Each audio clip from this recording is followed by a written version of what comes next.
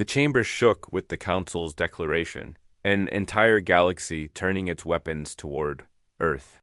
And the human representative didn't even blink got while alien delegates panicked, plotted, and celebrated the coming conquest. The human simply turned a page, as if the fate of worlds was nothing more than a dull headline. That's when the Council realized something terrifying.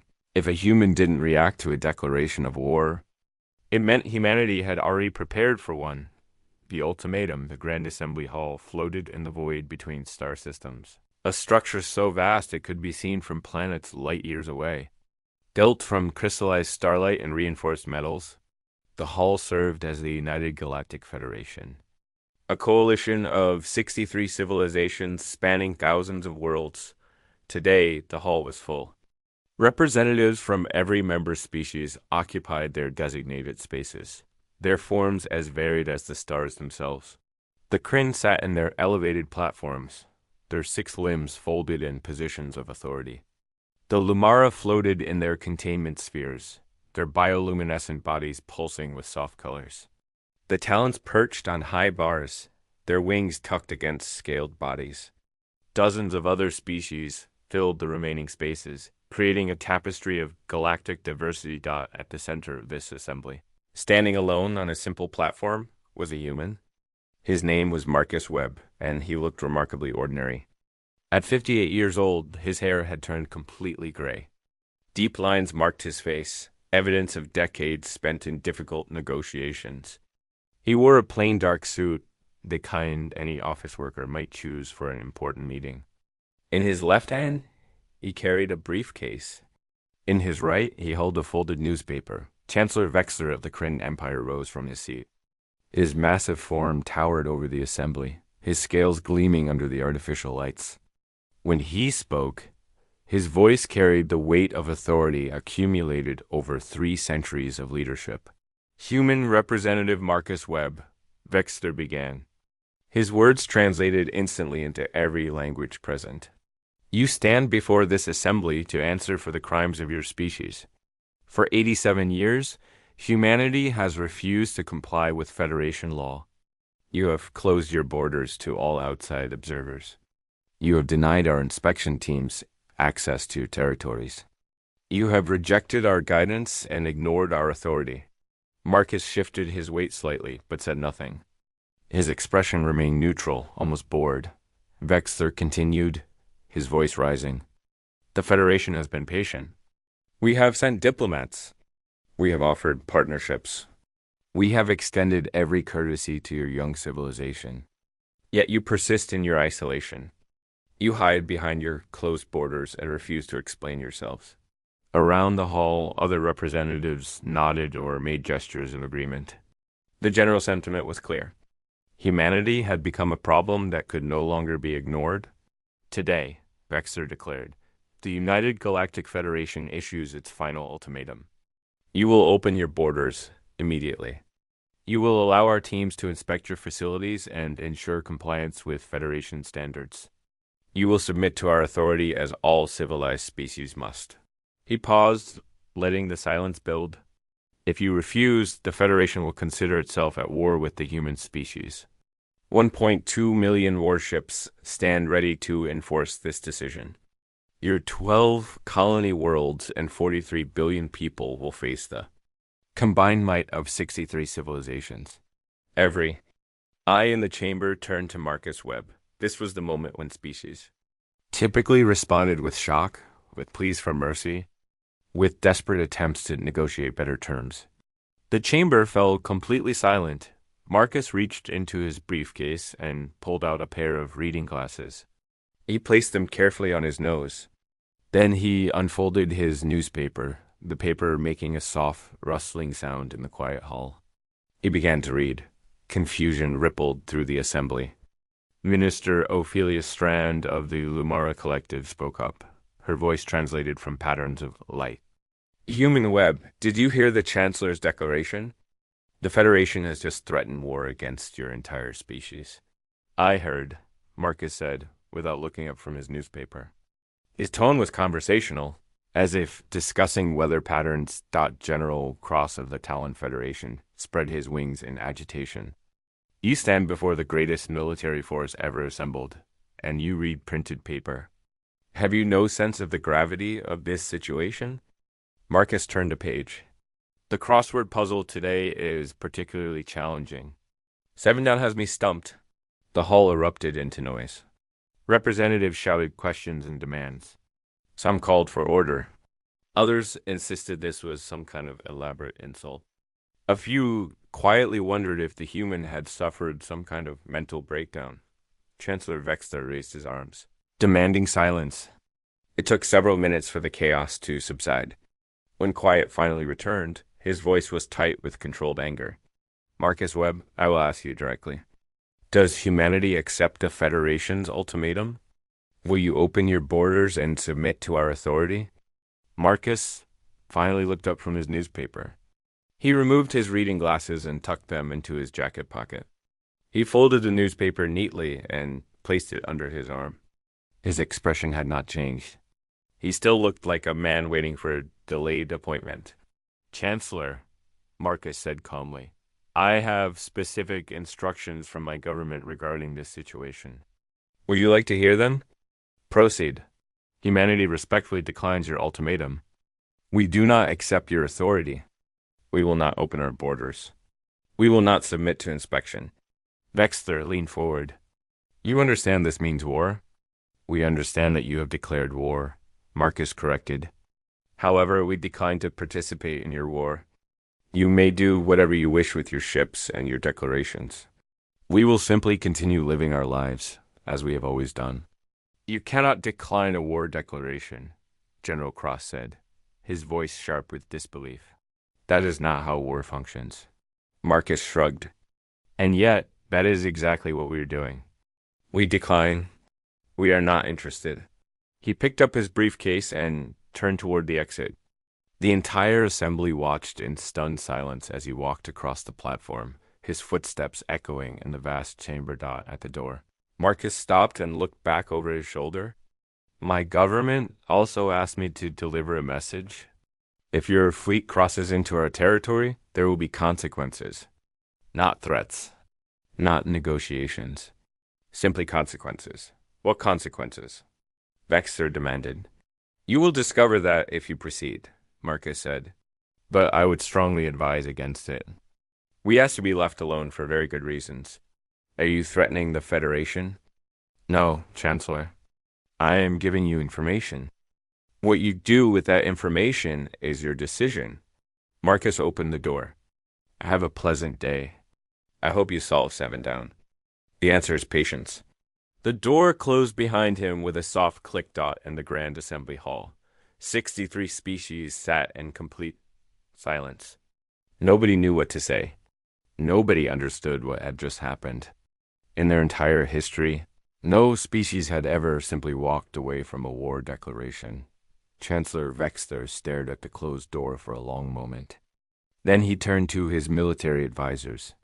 Prepare the fleet. We move against human territory in 3 days. But even as he gave the order, a small doubt crept into his mind. The human had been too calm, too unconcerned, as if he knew something the rest of the galaxy did not. Far from the assembly hall, Marcus Webb sat in a transport heading back to human space. He reopened his newspaper and returned to his crossword puzzle. Seven Down remained unsolved, but he was patient. He had all the time in the world dot behind him, the galaxy prepared for war. Ahead of him, humanity waited quietly, ready for what would come next. The fleet assembled at the edge of human territory over the course of 3 days. Ships arrived in waves, emerging from faster-than-light travel in brilliant flashes of energy. They came from every corner of the Federation, each civilization contributing its finest vessels to the armada. The Kryn brought their dreadnoughts, massive ships covered in heavy armor and bristling with plasma cannons. The Talons contributed their swift carriers, each one holding thousands of fighter craft. The Lumara sent their shield ships, vessels designed to protect entire battle groups with energy barriers. 63 civilizations, 1.2 million warships, the largest military force ever gathered in known history. Admiral Vexter commanded the fleet from his flagship, the Eternal Dominion. He was not related to Chancellor Vexthar, despite the similarity in names. Vexthar belonged to the insectoid species called the Dzin, creatures with crystalline exoskeletons and compound eyes that could see across multiple spectrums of light. He had fought in 7 major campaigns and never lost a battle. Standing beside him on the command bridge was Commander Zell, a young Kryn officer as his second in command. Zell had 4 arms instead of the usual 6, a genetic variation that had made him an outcast in his society.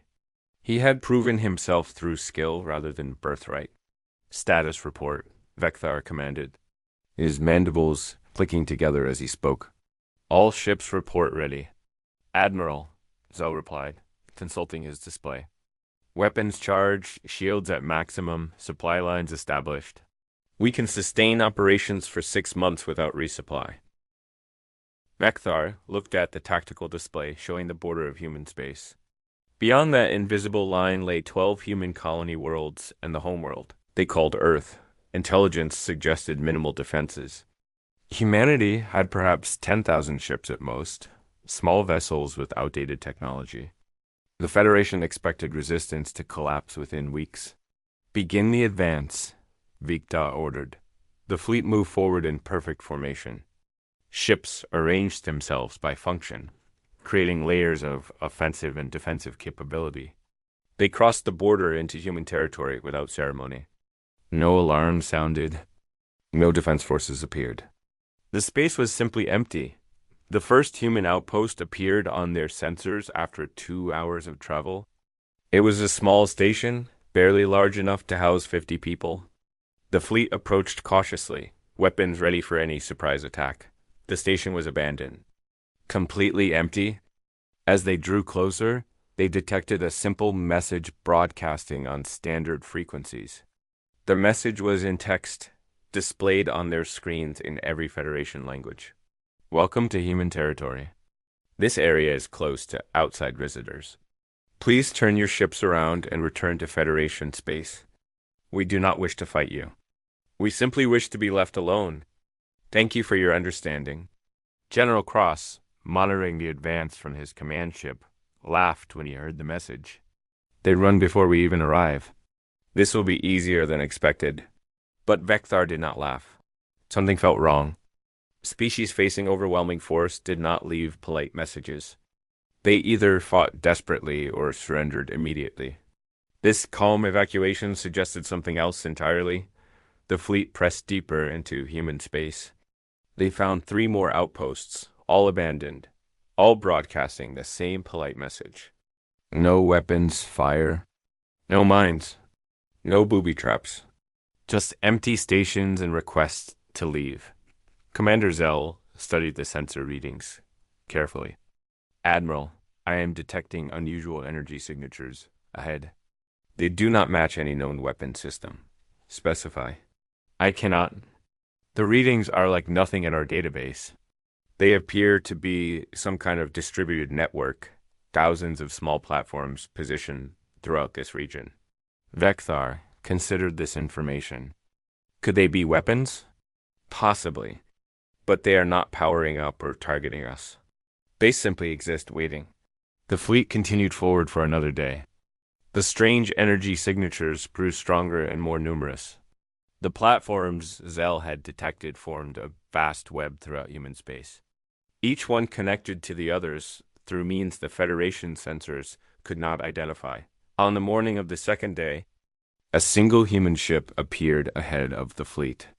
It was small, perhaps 60 meters in length, with smooth lines and no visible weapons. Compared to the massive Federation warships, it looked like a toy. The ship broadcast a message on all frequencies.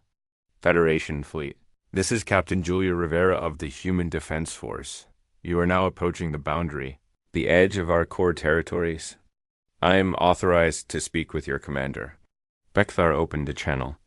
This is Admiral Vexthar. Your ship is alone facing 1.2 million vessels. Surrender immediately and guide us to your homeworld. This war is already over. There was a pause. When Captain Rivera spoke again, her voice carried a note of sadness. Admiral, I need you to understand something. What you are doing right now is a terrible mistake.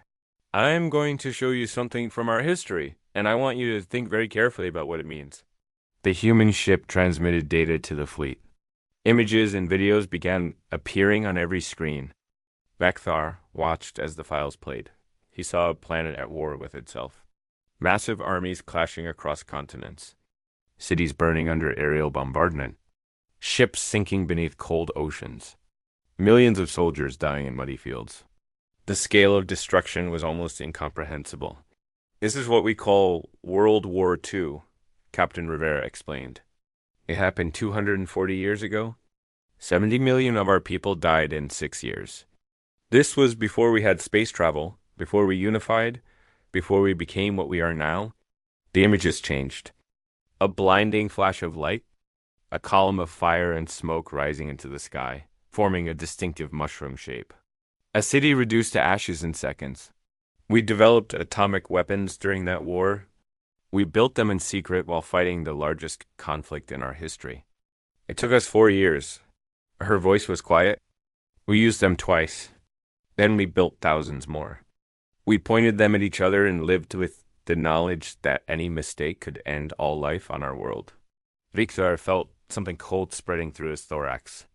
Every civilization developed nuclear technology eventually, but doing so during a major war while still using primitive chemical propulsion seemed impossible.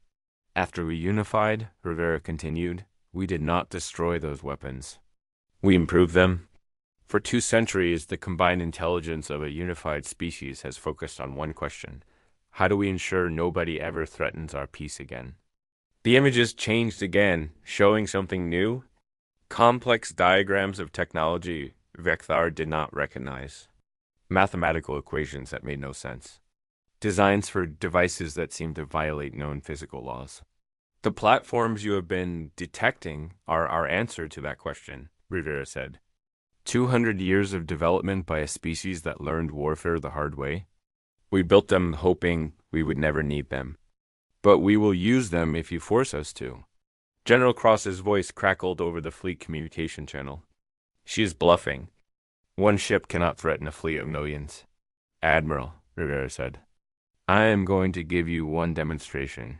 Non-lethal, reversible, just so you understand what you are facing.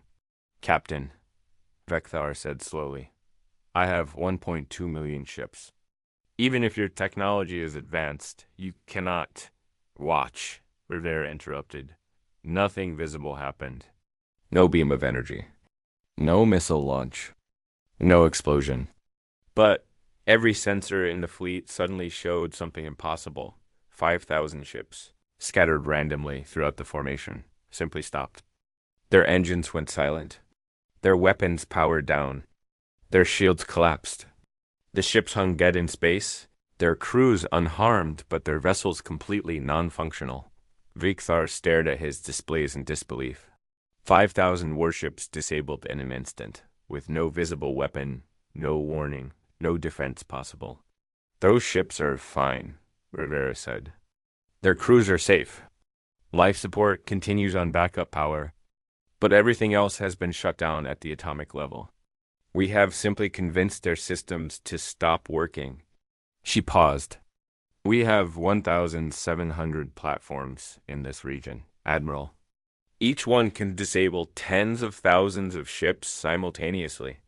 Your entire fleet could be rendered helpless in approximately 40 seconds. The communication channels erupted with panic. Commanders demanded explanations. Engineers insisted this was impossible. But the evidence floated before them in space. 5,000 disabled warships that nothing could restart. Go home, Captain Rivera said quietly. Please, we do not want to hurt anyone. We just want to be left alone. The revelation, Admiral Vekthar stood frozen on his command bridge, staring at the tactical display. 5,000 ships remained dark and lifeless, scattered throughout his fleet like extinguished stars. His mandibles clicked rapidly, a sign of deep stress among his species. Admiral, Commander Zell said quietly, we should consider the captain's warning. But before Vekthar could respond, General Cross's voice boomed across the fleet communication channel. This is General Cross to all ships. Hold your positions. This is clearly some kind of technological trick. They cannot possibly maintain this effect across our entire fleet. Vecthar compound eyes focused on the small human ship still floating ahead of them. Captain Rivera, restore function to those vessels immediately. This is an act of war. Admiral, Rivera replied, her voice patient. You declared war on us 3 days ago. We are simply defending ourselves, and I will restore those ships, but first you need to make a choice. What choice? Turn your fleet around and leave human space? Do this, and I will reactivate every disabled vessel. Your crews will be fine. Your ships will be undamaged. We will all forget this ever happened. She paused. Or continue forward and I will be forced to show you what else we can do. Chancellor Vexter's transmission suddenly cut through the fleet channel. He was speaking from the Grand Assembly Hall, light years away. Admiral Vecthar, you will not retreat. The Federation does not surrender to a single small ship making empty threats. Advance immediately. Vecthar felt the weight of command settling on his shoulders. He looked at Commander Zell, who met his gaze steadily. The young Kryn officer's expression was troubled. Admiral, Zell said quietly enough that only Vecthar could hear. I have been analyzing the energy signatures. Whatever they did to those ships, it was not a weapon in any traditional sense. They did not damage anything. They simply made the ships stop working. That requires technology far beyond anything we possess. Your recommendation? Retreat. Immediately. But General Cross was already issuing orders. All ships advance at maximum speed. Weapons free. Target that human vessel and fire. 300 ships opened fire simultaneously. Energy beams, plasma bolts, and kinetic projectiles streaked through space toward Captain Rivera's small ship. Enough firepower to vaporize a small moon converged on a single target. The weapon simply stopped. Mid-flight, every projectile and energy beam dissolved into harmless particles. They did not hit shields. They did not miss. They simply ceased to exist, as if the universe had decided they were no longer permitted. Admiral, Rivera's voice came through again. I tried to warn you. The stars themselves seemed to dim for a moment. Vecthar felt a strange sensation, like static electricity passing through his exoskeleton. On his command console, every system flickered. Then the lights went out. Not just on his flagship. Not just on a few thousand ships. Every single vessel in the fleet went dark simultaneously. 1.2 million warships, the pride of 63 civilizations, became nothing more than metal coffins drifting through space. Emergency backup systems activated after a few seconds, restoring minimal lighting and life support. But everything else remained dead. Engines, weapons, shields, faster than light drives, even basic communication systems. All of it simply stopped working. Vecthar stumbled to the window and looked out at the fleet. In every direction, ships floated helplessly. Emergency lights glowed dimly through their viewports, the only sign that living beings still occupied them. Captain Rivera's ship remained active, its lights shining bright against the darkness. Her voice came through on the emergency backup channel, the only communication system still functioning. I am very sorry, she said, and she genuinely sounded sorry. You gave me no choice. Vecthar found his voice. What have you done? I have disabled your fleet. Every ship, every system, every weapon. Your crews are safe. Life support will continue on backup power for approximately 6 months. But nothing else will work, no matter what you try.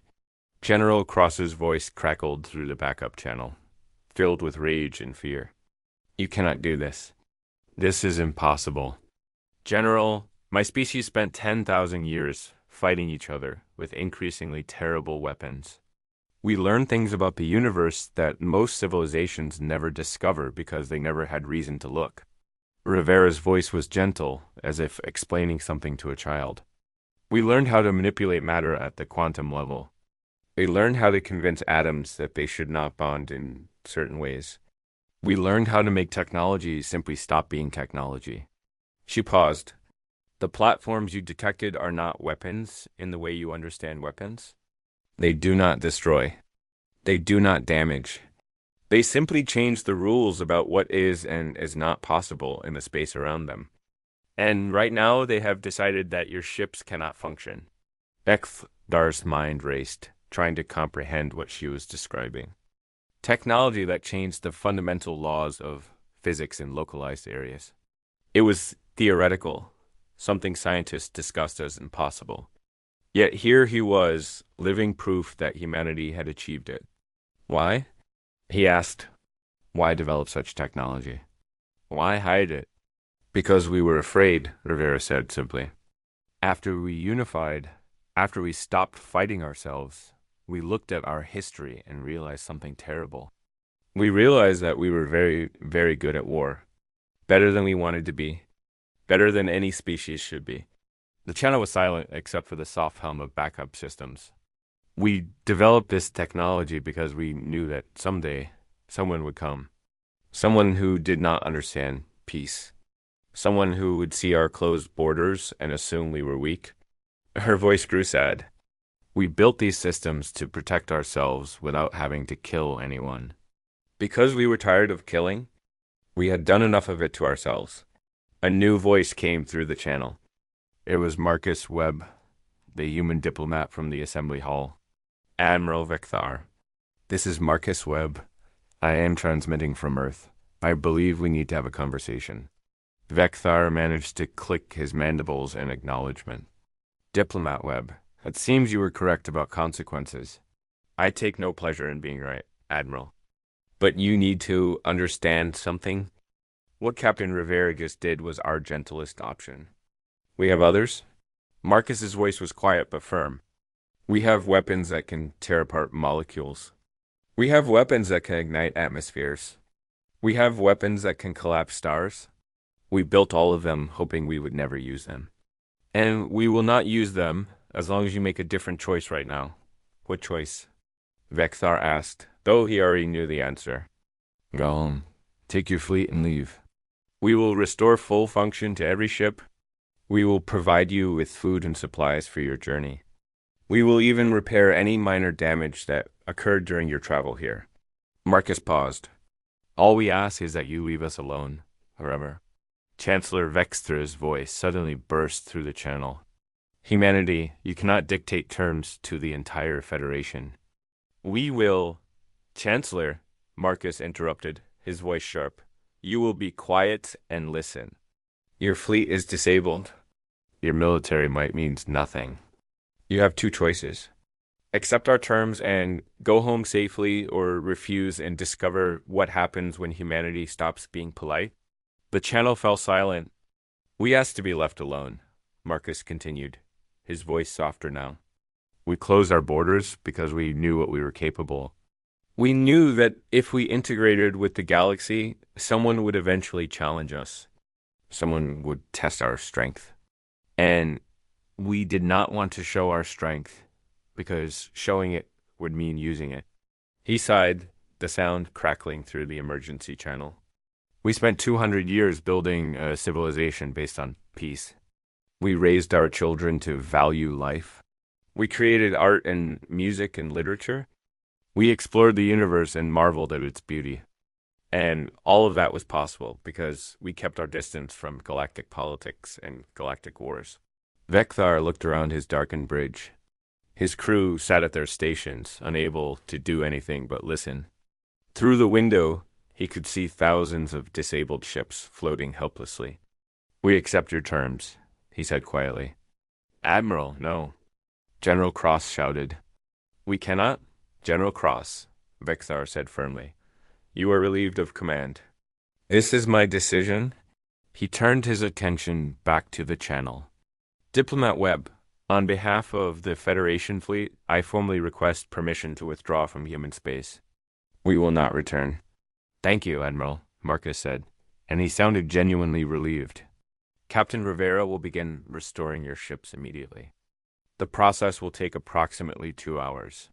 Once complete, you will find that a safe route back to Federation space has been plotted into your navigation systems. True to his word, the ships began coming back online. Systems flickered to life one by one. Within 2 hours, the entire fleet was functional again, exactly as it had been before the shutdown. As the fleet prepared to depart, a final message came from Captain Rivera.